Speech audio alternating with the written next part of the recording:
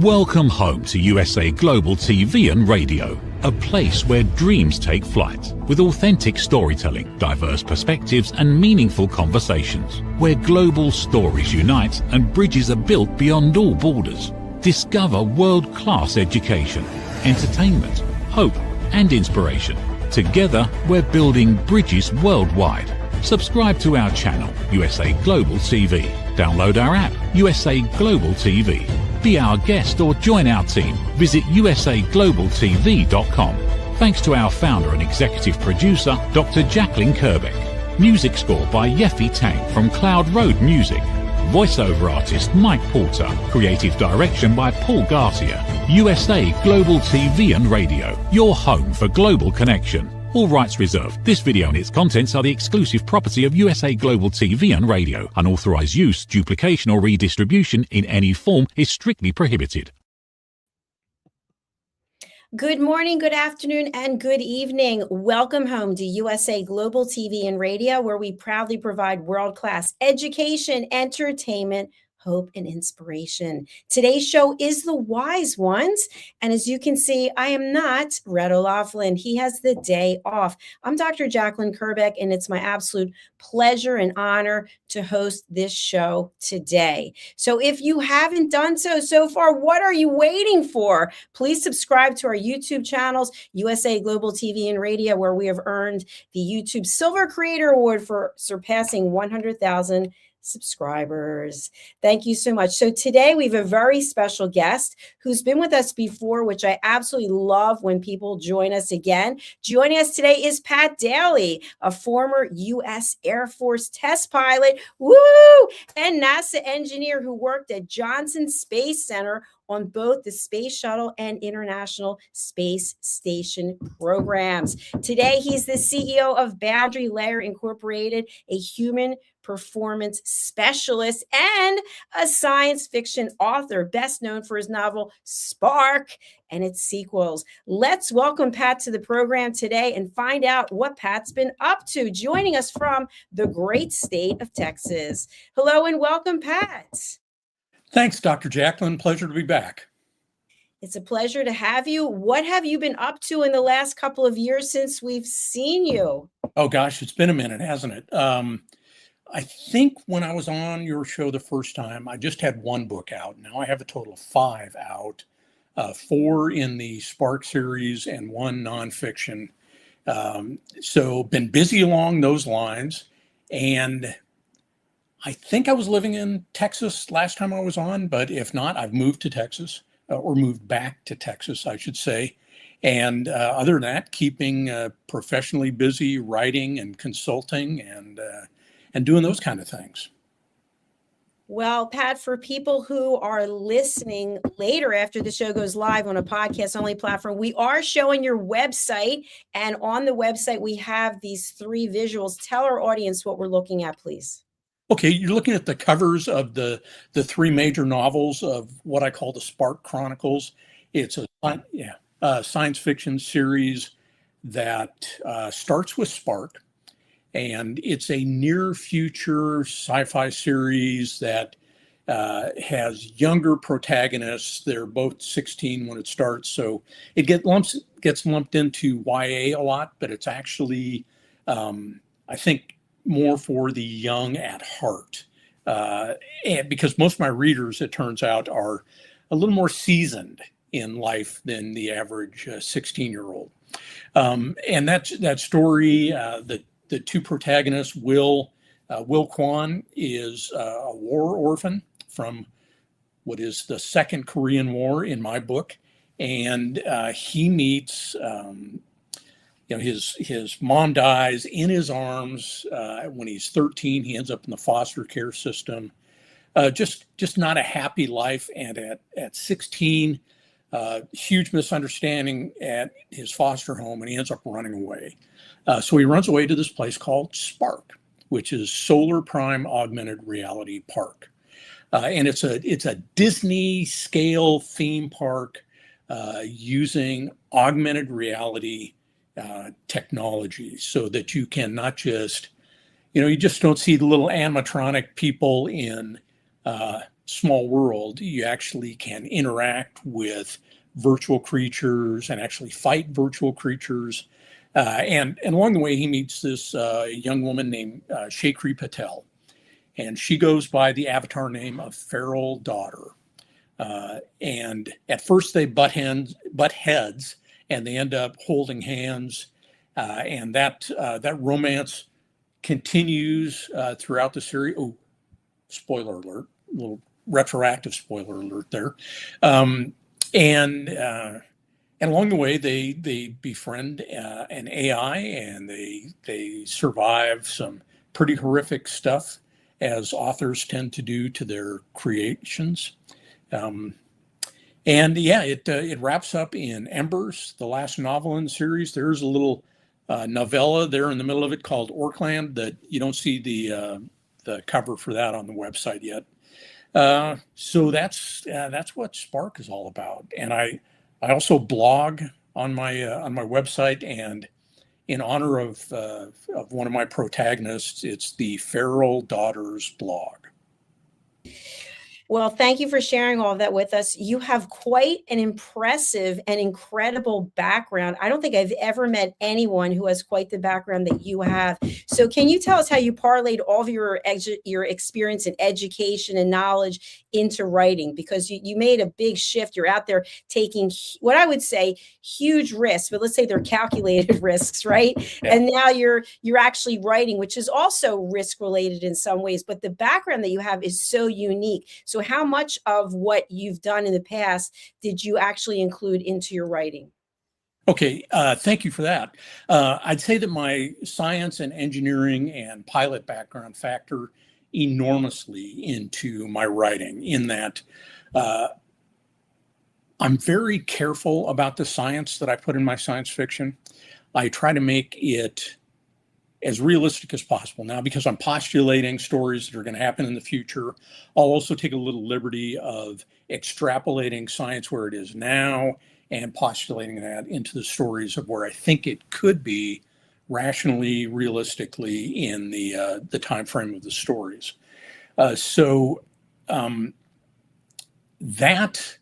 and my work at NASA factors into a lot of this. In fact, the whole Solar Prime thing which shows up throughout the books, is a solar power farm.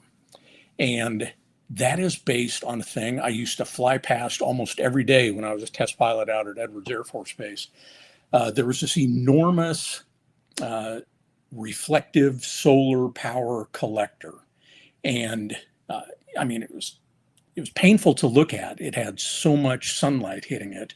But I chose that location as the location for my theme park, because I think solar power's got a lot to offer. I don't think we're quite to the point where we're going to replace other forms of electric generation, but I think we can take a lot of weight off the grid by using solar power.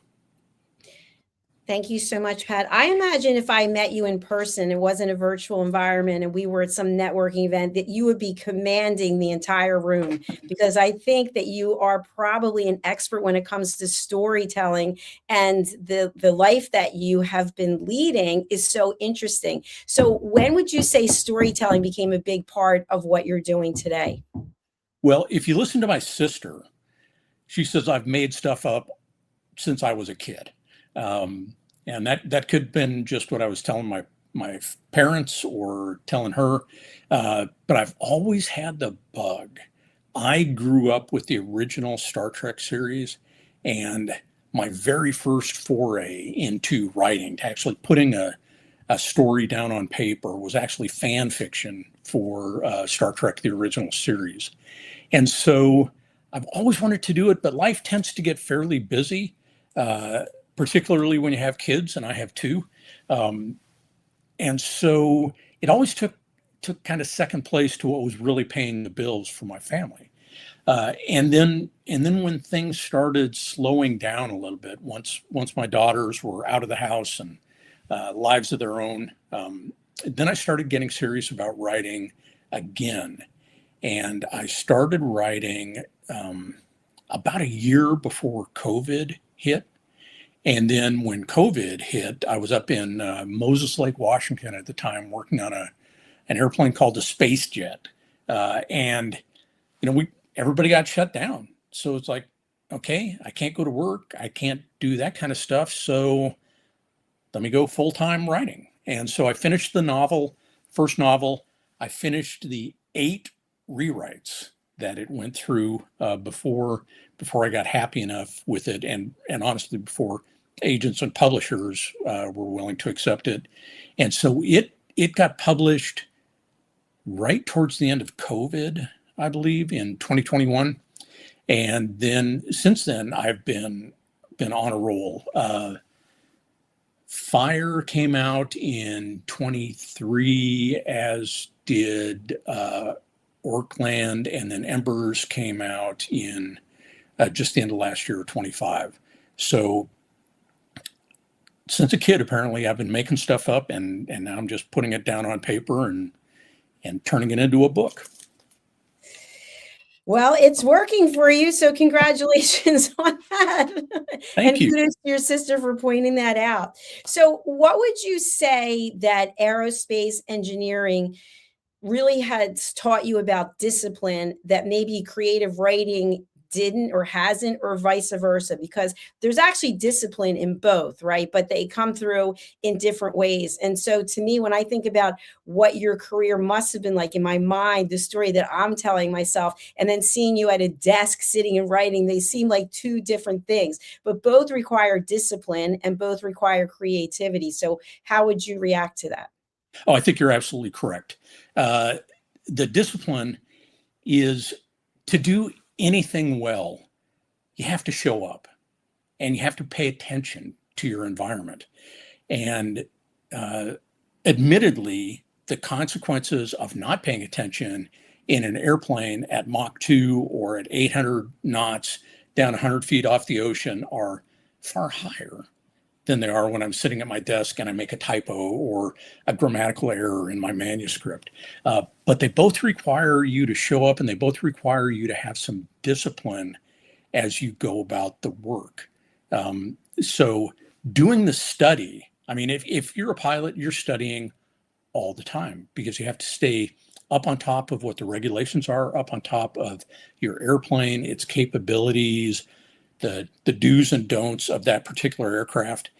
So you're always studying, and that led me to do a lot of research for my novels. I try to make them as true to science and as true to at least the world geopolitically as I see it going in the near future. So the discipline to do the research is critical to it, because I mean, there's science fiction and there's fantasy. And if you want to have a world and say, well, the snow is pink because I like pink, that's great.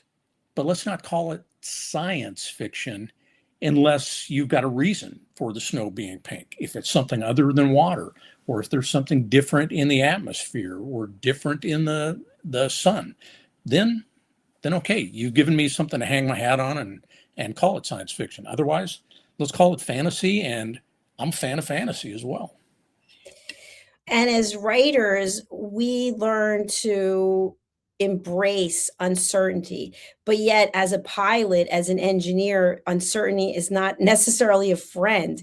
So, how do you marry those two together? I think the biggest part of that is putting myself on the line, my ego, and my creation when I write something. So I think I've never had that question before, and it's a good one. So let me reintroduce my answer to that. The uncertainty, the risk is there, but it's different. In flight test, we deal with that uncertainty by getting a bunch of really smart people together, and then they bring the pilot in. So I'm not one of the really smart people, but we spent a lot of time playing what if. What if this goes wrong? What if the aircraft doesn't react the way we think it should? What if there's a fire? Where am I going to be doing this test? So we play a lot of those scenarios out in the 1G 0-knot environment, so as safely as you can. And as a writer, we do kind of the same thing. We put our soul, our ego, everything out into our pages, and then we start taking the risk, and the risks feel a lot different. It somehow feels more personal. When an airplane tries to kill you, it's not a personal issue. It's not because it just doesn't like you. It's because it doesn't like anybody, or it doesn't like what you're trying to make it do. With the manuscripts or the books I write, I have to subject them to the sometimes scathing critiques of my writing group, or the beta readers that come when I think I've got the manuscript ready to go. They're the last set of eyes that look at them, and man, they can be brutal, and it's hard not to take it personally, especially when I still have it up on my wall. One of the first critiques I got was correcting me on a grammatical thing, and the line I remember is, "My God, do you even speak English?" I thought, well, that's a bit of a spear in the chest, but I think I can get over that. And then there's the other side too. You get the fan mail, and that's really nice as well. Well, I can appreciate that. And it's also really nice when people give feedback in a constructive manner, right? It sounds like that one was really attacking you. And so please give feedback in a constructive manner. Say something nice, then give the feedback, and then say something nice. So you have focused a lot on human behavior. And so if you think about high performing individuals, many of whom could be watching this show, it's the wise ones. What do you think really differentiates people who are high performers when they're in a high stressful environment? So as a pilot, for example, that's high stress to the general public. To you as a pilot, it might not be that stressful, but yet we're relying on you. So how does someone who is a high performer like yourself deal with high stress situations? I think it starts out with professional discipline. You're generally, most professions, even medicine, even writing, you're given a set of constraints generally. Now, if you're somebody that is at the top of the field, then you can say, you know what, I want this book to be 800 pages long because I think it deserves to be 800 pages long. For somebody like J.K. Rowling, works. And she does well with that. For somebody like me, who's a little younger in terms of that, you have to be disciplined enough to cut stuff out that doesn't directly serve the story, so that people will be more inclined to join in the story. So I think discipline is number one. You got to know the rules. You have to follow the rules, unless you're so good that you can break some of those rules. And then I think attention to detail comes up second. So, and by that, I mean not just the details of the science, although that matters too, but the details of what's going on in the environment.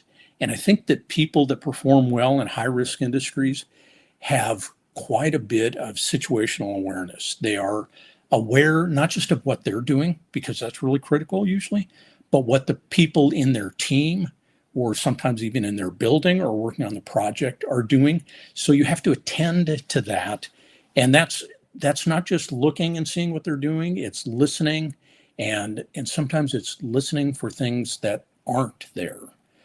So it's a little of those two: discipline, attention to detail. I'd say those are 1 and 2.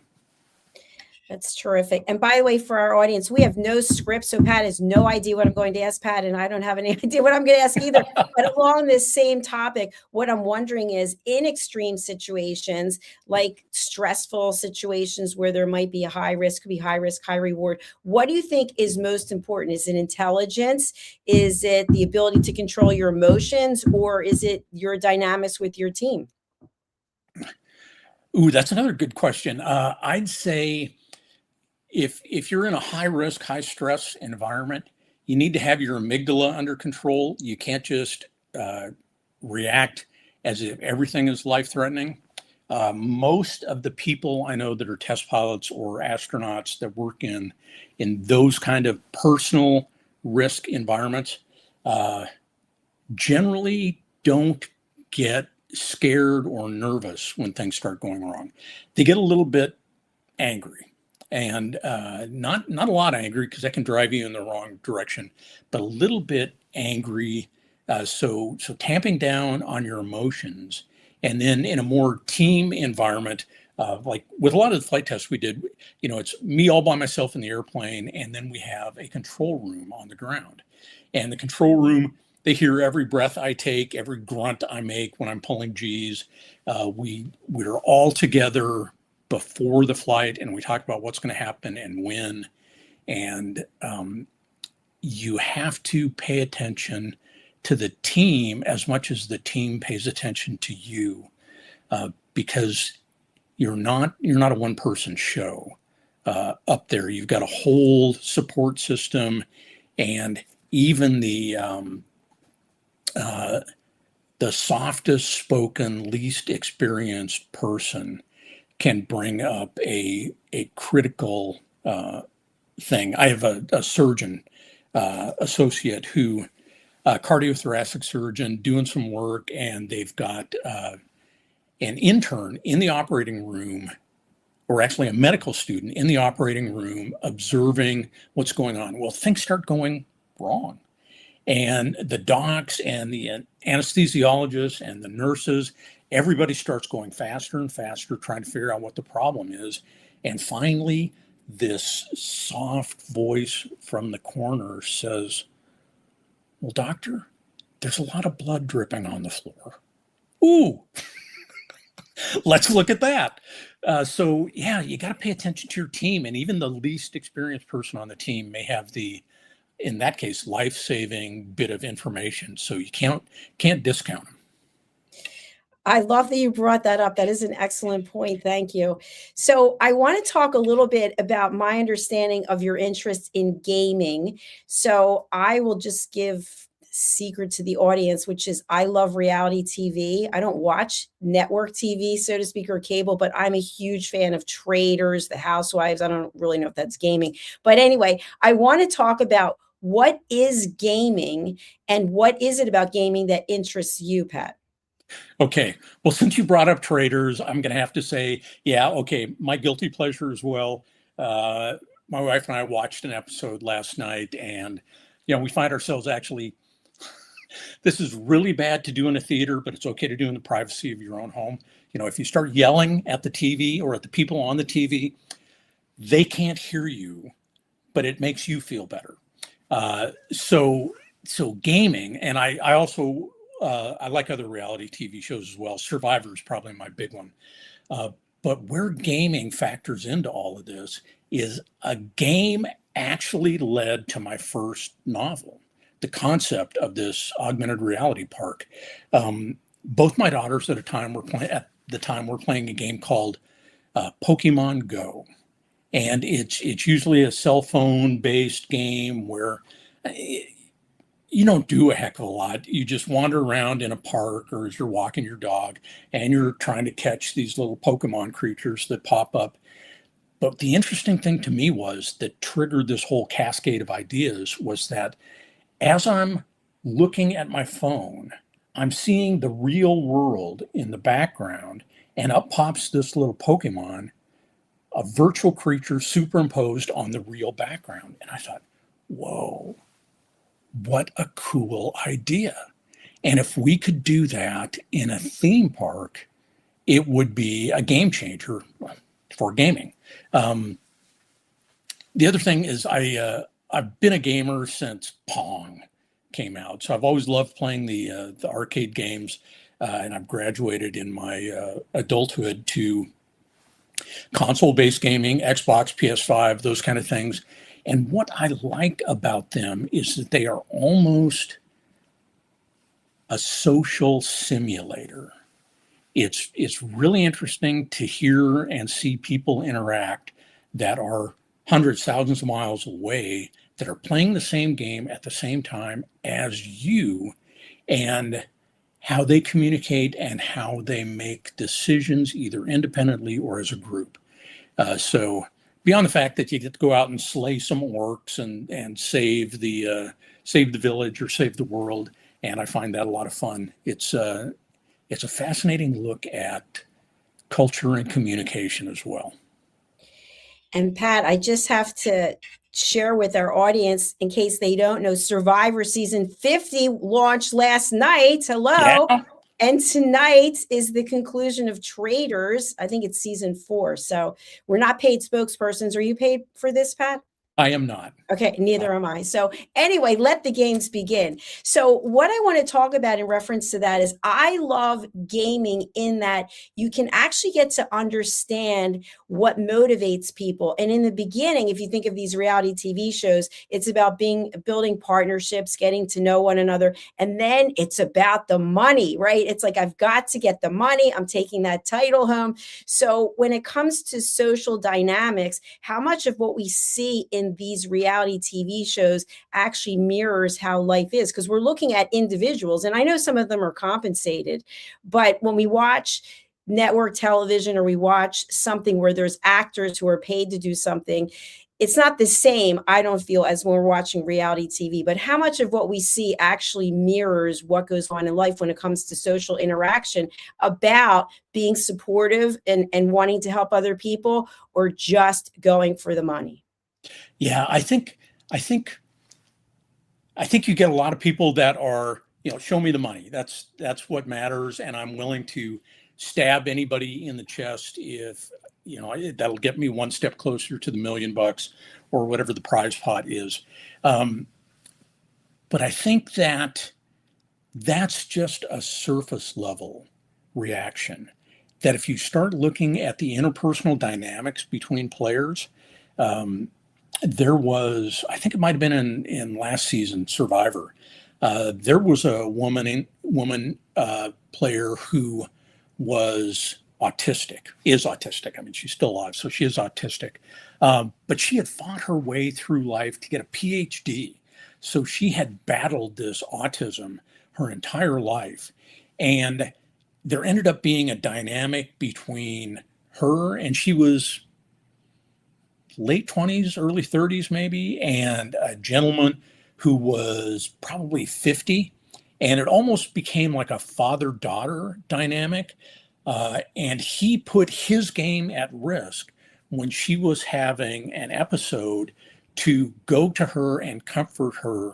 And it had been a secret hidden alliance. But in that moment of, oh my God, here's another human having problems, and I can do something about it. And I'm not going to just stand by and do nothing, even if it ends up costing me my shot at $1 million. So I think there's a lot that is real. I think sometimes people rehearse sound bites that they want to throw out, and they come off as a little too glib and a little too, I think, harsh sometimes. But I think you don't have to scratch that deep before you find the real human being and the real human interaction underneath. I totally agree with you. And by the way, just another secret admission, Squid Games, there was a father and daughter that, I don't know if you saw that, but I think when it comes down to it, when you have real connections with people, there's no amount of money that's going to be worth sacrificing a relationship that you have with someone if you really value it. And so I just love the whole philosophy behind gaming when it's for the human collective. So in other words, I'm a peace ambassador, so I like to see people helping one another, and not as much just it's always about the money, but it's like, you get the money, what are you doing with the money? How are you helping other people with the money? So as I digress, but so I'd love to have you tell us, what is it that really brings you enjoyment when you're not writing or you're not storytelling? What else is it that you're doing? Okay. I revisited my whole life about 5 years ago. I had a friend, he'd retired from the airlines, And we were talking about, okay, what are your priorities in life? And what are your priorities? And I said, well, he goes, rank them 1 to 20. Well, that's a lot. I don't know if I have 20 priorities in my life. But he told me a Warren Buffett story, Warren Buffett of Berkshire Hathaway fame. And I'm probably getting this wrong, but the essence is correct. So bear with me. He said he would tell people that work with him and for him, okay, list your top 20 priorities. Okay. Now, nobody has time in their lives to service 20 priorities. So take 11 through 20, get rid of them. He said, then once you've done that, I want you to take 6 through 10 and get rid of them, because you can really only balance or only work so many priorities, and 5 seemed to be the number that worked for him. So I thought about that. I thought about it a lot, because I found myself sometimes I would be wanting to write or wanting to do something, or even having just a pesky little chore that needed to get done, like mow the lawn. And the kids or grandkids would be over, and it's like, oh, dang it, I needed to get the lawn mowed. Well, that's a misplaced priority. And so I re-racked my priorities so that family's number one. Now I'm a Christian, and I know that some people are going to say, no, God, I would be number one. But honestly, family's number one, friends are number two. Then I say God, and then I put paid consulting and writing. So that has freed me up tremendously, because even if I feel a deadline nagging at me and I've got the chance to be with my grandkids or my kids, that's a higher priority. So they give me a lot of joy. Just seeing another human being grow up and hoping to help get them on a path to not necessarily financial success, but life success, to help them understand who they really are and what really matters, is hugely rewarding. That was beautiful. Thank you for sharing that. And it gives us a little bit of more insight into you. Pat, you have tremendous experience and credibility, and you are a terrific speaker. If people are looking for speakers who have expertise like yours, what would you say the audience will take away from your keynote? Like most speakers, I try to leave them with actionable things. A short bullet list, no more than 4 or 5. But what are the top takeaways from what you're talking about? And if you're talking to a group of aspiring writers, one of the things I say, and this is not my quote, not my philosophy, but somewhere along the line, I read that an author said, write fast, write bad, write wrong. And then you get your first draft out, and then you can go back and fix everything. But if you spend all your time working on trying to fix everything in the first draft, you never finish. So yeah, have a few walkaway points. Fast, bad, and wrong. Check your ego at the door is another one, because in really any kind of professional environment, we need feedback to get better. And feedback, when I was working in corporate America, and still sometimes, I find that feedback, honest feedback, is nearly impossible to get, even in your annual performance review, because no one wants to tell you that you've got an ugly baby. No one wants to tell you that you wear too much aftershave. No one wants to tell you that you never show up on time. And so they just put a little happy, glad stuff out there, and everybody's average. And that's a horrible disservice to everyone. I mean, even the lowest performer on any given team, I believe, can get better if they are properly coached and given accurate, honest feedback. Now, it doesn't mean you have to be brutal or ugly in delivering the feedback. It's like that feedback sandwich that you were talking about earlier. Tell them about the stuff they're doing good, give them that feedback, and then wrap it up with, hey, remember, we're happy to have you here. You're a valued member of the team, and go from there. Agreed. I think one additional thing I might add is asking for permission. Pat, how would you feel if I shared some feedback with you today? Yeah, I don't want it. You might say I don't want it, and then I'm not going to give it. But also, I loved what you just dovetailed onto that, which is after giving the feedback, we're here to support you. Let us know how we can help you go to the next level or incorporate some of the feedback that we gave to you. So I really enjoy this. And we're actually out of time, Pat. Can you believe it? Oh, my goodness. All right. Well, hey, Dr. Jacalyn, it has been great to be here. I really appreciate you having me back on your show. Congratulations on the Silver Award, and Thank you.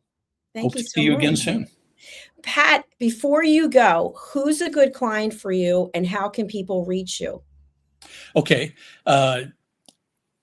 Mickey Mickelson at Creative Edge handles all my public relation things.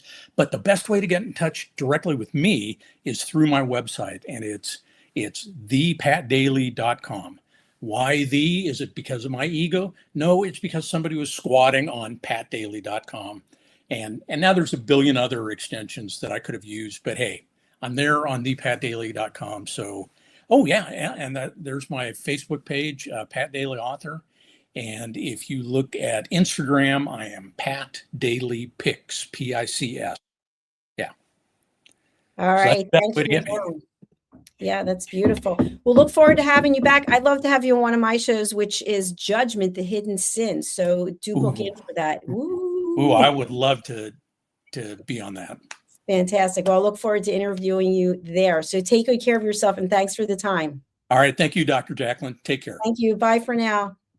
All right, that concludes the end of our show. Red Olafin will be back next week. So thank you to each and every one of you. Please do connect with Pat. I say this at the end of every show. People are here giving their time and their expertise, and you never know where a connection's going to go. So just check the show notes, whatever platform you're watching on, and do connect with Pat. Reach out, because otherwise you'll never know what you're missing. And for those of us who are Traders fans, tonight's the night. Okay, so let's watch and see who's going to be the victor. All right. Thanks again for watching. Our next show is coming up. If you would like to, you can join our team by going to usaglobaltv.com/book your session to be a guest on one of our shows. And if you'd like to have your own show, what? Yes, we're actively looking for show hosts who want to have their own show, especially in languages outside of English, French, and German, because we have shows in those languages. But we'd love to hear from you, and my contact details are in the show notes. Thanks again for being here. We're off, and we'll be back with our next show. Bye, everyone. USA Global TV and Radio proudly presents Tracy Cram-Perkins, a dementia caregiving survivor teaching how to balance care with peace of mind. #1 resource for dementia caregivers. It's the book, Dementia Home Care, How to Prepare Before, During, and After. Over 17,000 copies sold of this must-have guide. And now a testimonial from Tracy Smith. If I was to describe this book to someone who is going through a similar situation, I would underscore how important it is to have some sort of a tool or a guidebook to help you through certain stages. And there's so many, it's such an unknown topic to the average person. And to have this as a reference is essential. It's going to help you get through it personally, as well as help your loved one manage. To learn more, go to tracycramperkins.com. Tracy Cram-Perkins is an award-winning author. She's also the host of Dementia Home Care television show. Watch it here on USA Global TV and Radio. Thank you, viewers and listeners of USA Global TV and Radio, for joining us today. We're honoured to have your time and attention as part of our global community. At USA Global TV and Radio, we believe in the power of authentic conversations, meaningful connections, and creating a world of possibilities together. Want to be part of something bigger? Join our team of elevated listeners at usaglobaltv.com, a space where your voice matters and your ability to listen transforms relationships. Stay connected with us across all our platforms for thought-provoking discussions, expert insights, and empowering stories. Subscribe to our channels at youtube.com/c/USA Global TV. Follow us on social media and explore the endless opportunities we're creating for growth, learning, and inspiration. Together, we're not just broadcasting, we're building bridges and changing lives one conversation at a time. For inquiries, contact us at info@usaglobaltv.com. Produced by Executive Producer and Director Dr. Jacalyn Kerbeck. Voiceover by Mike Porter. Creative direction by Paul Garcia. All rights reserved. Visit usaglobaltv.com to view our full terms and conditions.